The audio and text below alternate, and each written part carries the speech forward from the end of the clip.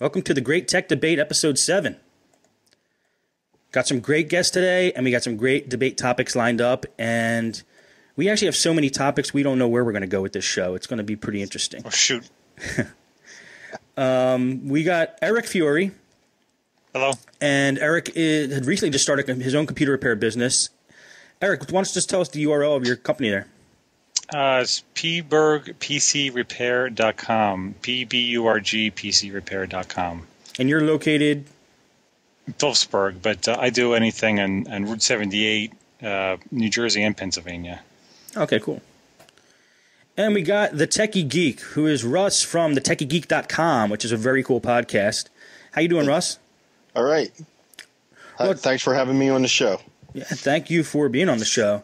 Why don't you tell everybody about your podcast, Russ, real quick, and what it's about?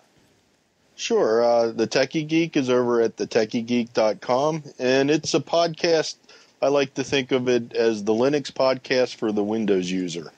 I talk about PCs, servers, Windows, and Linux, and in my daytime job, I'm a Windows sysadmin, but at home, I'm just about all Linux, and I'm a big Linux enthusiast and hobbyist, so very stoked about Linux.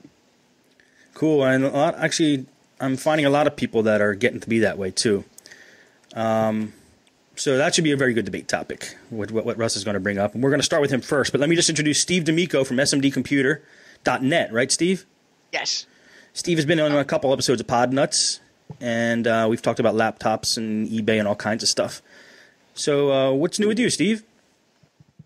Oh, yeah, not much. I mean, eBay problems with their new restrictions on sellers and things, and their customer service is completely abysmal, and the company's falling apart. But other than that, you're great. Yeah, that would be a good debate topic, maybe for a future show. Something about eBay. Yeah, eBay versus canceling. Staying a member versus canceling. Okay, Ross, why don't we start with you? What's your debate topic for this week? Sure. Well, what I wanted to debate was I think that everyone should give Linux a try. And I just wanted to see if you would agree with me on that. So I'll just start off with some reasons why I think you should. The first is that it's so easy to do now. Since the advent of live CDs and distributions like Ubuntu, which fit easily on one normal CD, you don't need a DVD. You can drop that in an older PC, which is another great reason to use Linux. You don't have to use the latest and greatest hardware. And you can drop that in, boot it up, and try it out. And it's the full Linux. It's not like a half beginner or tryout mode. You know, it's the full-blown Linux distribution. And you can try out applications you probably already use, like Firefox and OpenOffice, and start exploring. So it's really easy to do. And if you're a power user or a geek, you know, it is an awesome tool to have in your toolbox.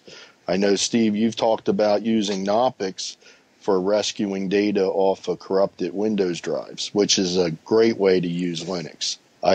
That was one of my first experiences back in, I think, around 2000, 2001 maybe.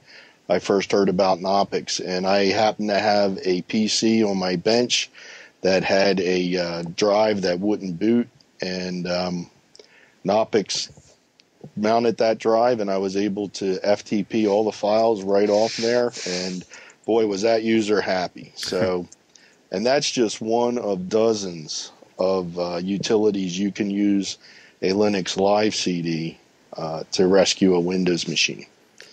Well, you were a Windows user before Linux. Oh, yes. I've been a Windows user since 1993. Okay. December 3rd, 1993, to be exact. I happen to know the date. Wow. Yeah, I bought a PC, Windows 3.11 for work groups. Picked it up after work on a Friday, and my wife referred to that computer as my mistress for a long time. That's when I really really got into the geek hobby back then. But when I found Linux, the rest was history, so to speak. But I can go on and on about why I think people should give Linux a try if you want me to keep going. I don't think it's an argument there. Let's go around. What do you guys think? Do you think somebody should try Linux? Definitely. That's a good topic. I'm glad you brought that up because, as Steve knows, I'm a huge fan of Linux, and I'm embarrassed to say that I'm actually in Windows right now. But the only reason I'm in Windows is because the beta for Windows 7 came out, and then the release candidate came out. So that's why I'm using it right now. But I'm heavily debating just taking off Windows and going back to Linux because I love it, and you're absolutely right. It's very easy to use, and it's just a great operating system with the flexibility and all the distributions, and it's free. So how could you not love it? What Linux do you like to run, Eric? Ubuntu? Ubuntu. Okay. Yeah, I have run SUSE. I love SUSE also, and I've run Fedora. I'm not a biggest fan of Fedora, but it's pretty good. But SUSE and Ubuntu are my two favorite distros. So, but it's good to try a bunch of them.